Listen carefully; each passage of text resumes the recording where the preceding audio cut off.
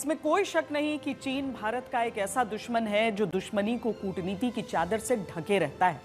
लेकिन भारत पाकिस्तान तनातनी में चीन ने पाकिस्तान का खुलकर समर्थन किया। उसने ऑपरेशन सिंदूर के दौरान पाकिस्तान को तमाम सैन्य उपकरण और खुफिया जानकारी मुहैया कराई और अब चीन भारत के दोस्तों को भी भारत के खिलाफ बरगलाने की कोशिश कर रहा है।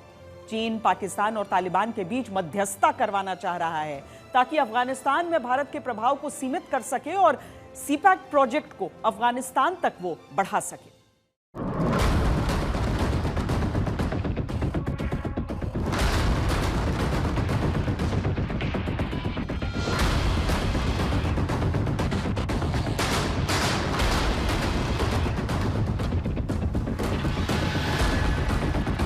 बीजिंग, इस्लामाबाद और काबुल के बीच चल रही गुप्त बातचीत अब किसी से छिपी नहीं है। ये तस्वीर चीन की चालबाजियों की पूरी कहानी कह रही है। अब तक चीन का एक ही मकसद था, भारत चीन सीमा पर तनाव पैदा करना, अरुणाचल में घुसपैठ करना, डोकलाम में झड़प और लद्दाख में टकराव का माहौल बनाना। लेकिन चीन अब सिर्फ सीमा पर नहीं, भारत की विदेश नीति पर हमला करने की कोशिश कर रहा है। ये पूरी दुनिया जानती है कि पाकिस्तान अब चीन का पिट्ठू बन चुका है। कारोबार से लेकर सियासत तक सब बीजिंग से तय होता है। चीन अब अफगानिस्तान तक सीपैक का विस्तार चाहता है। चीन की साजिशें हिंदुस्तान को घेरने की हैं। चीन बांग्लादेश में भी एयरफील्ड बना रहा है। पाकिस्तान की तरह मोहम्मद यूनुस भी उसके इशारे पर चल रहे हैं। चाइना के साथ हमारी रिलेशनशिप ऑलमोस्ट कॉम्प्लेक्स भी हैं और टेंस भी रहे। बॉर्डर पर गलवान को लेकर हो, अक्सई चीन को लेकर हो, अरुणाचल प्रदेश को लेकर हो, उन सब बातों पर चाइना बहुत ताकतवर तरीके से लड़ाई लड़ता है।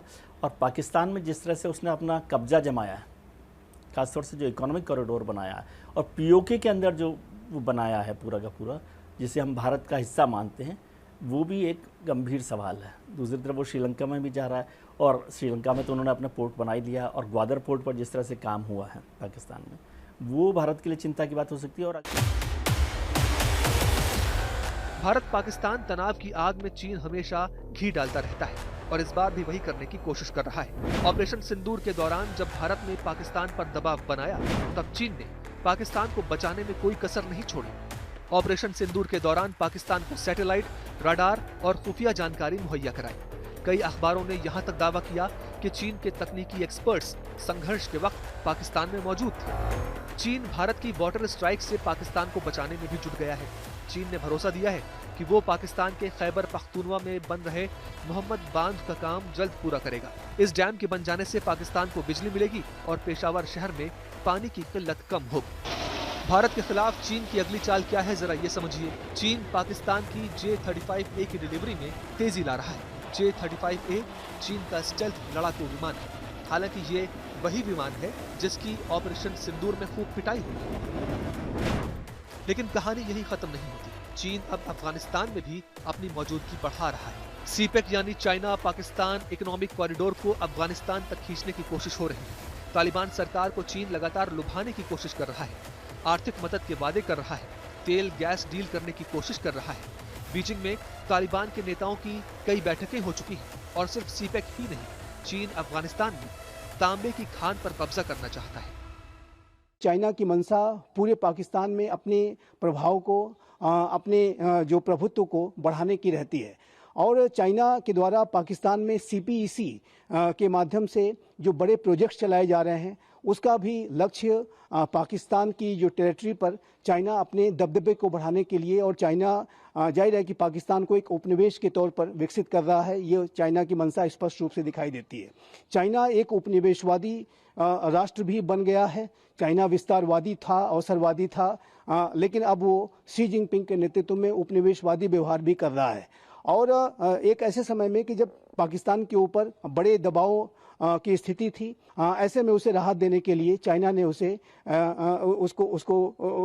उसके संदर्भ में एक मोहम्मद बांध को के कार्य को तेज करने का फैसला किया है, जो कि इस बात को दर्शाता है कि चाइना पाकिस्तान के साथ खड़ा अवश्य है, लेकिन वास्तविक रूप से चाइना की मंशा पाकिस्तान को एक उपनिवेश के तौर पर विकसित करने की है।